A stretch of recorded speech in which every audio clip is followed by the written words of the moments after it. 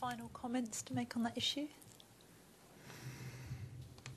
I just, Paul Cutts again. I question whether it's that narrow a band, actually. I mean, I've left the Royal Opera House at 11:15 at night and, have worried about whether I can find somewhere to eat still or if I can get home still. I actually think it's a pretty broad spectrum of people who might want to make use of midnight facilities in central London.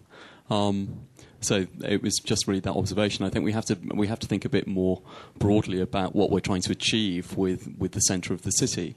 We are as John pointed out. We're a major international city. It's appropriate that we are a 24-hour city in certain places, but there's a much broader context to that, which is also the relationship that the city has with Transport for London, the provision of better public transport, and how all of that feeds into the broader arts, entertainment and cultural strategy for Westminster. And I'd be quite interested to know how responsive TfL are to changing some of their ways of operating, particularly in the context of their own plans to develop increased pedestrian traffic in London because of the pressure on the underground network. The whole purpose of them developing the Legible London signage is to encourage more people onto the streets of London to walk, which has obvious implications for central London and for Westminster, because you're going to be increasing the number of people who are physically walking of an evening and later at night as a result of that. Over 100 tube journeys are quicker by foot than they are underground in London, and a lot of those journeys are quicker in this area. So there are some much broader sort of questions there that I think we need to look at. And the transport one and how you facilitate the movement of people in and out of an area at particular crunch times and evening entertainment times is a really important one. And I'd like to think that, although I doubt it, I'd like to think that Transport for London was amenable to some new ways of thinking about how you manage the space and the public realm.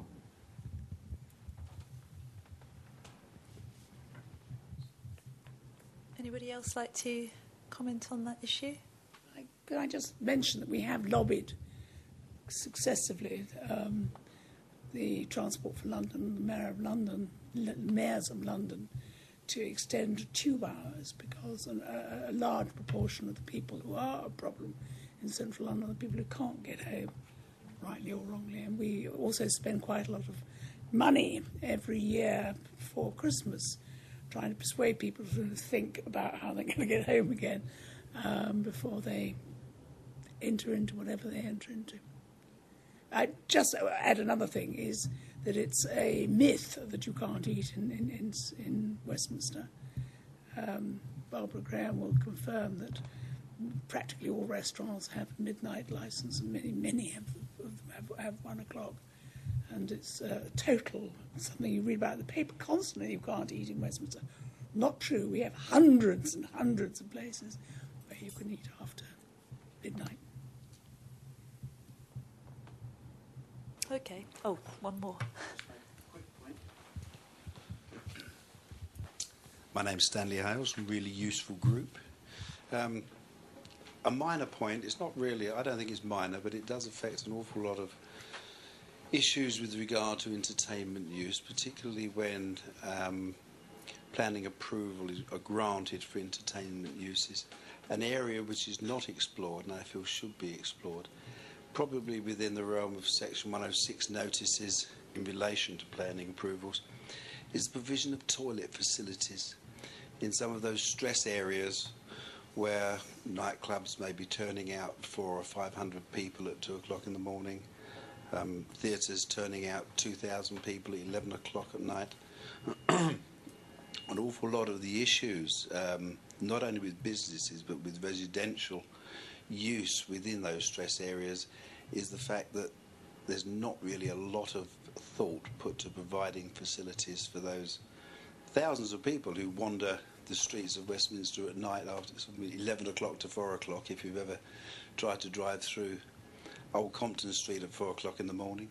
There aren't any toilets.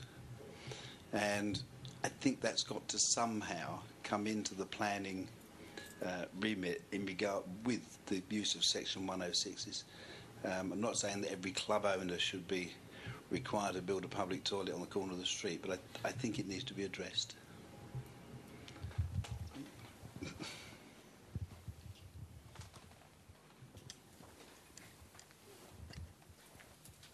there's no further comments on that, I suggest maybe we convene now for a very short break. I know we've only just got going, but unless it's unanimous that we want to keep going rather than having a break, because we're a bit ahead of our schedule. So if everybody's happy to take a sort of 10-minute break, yeah?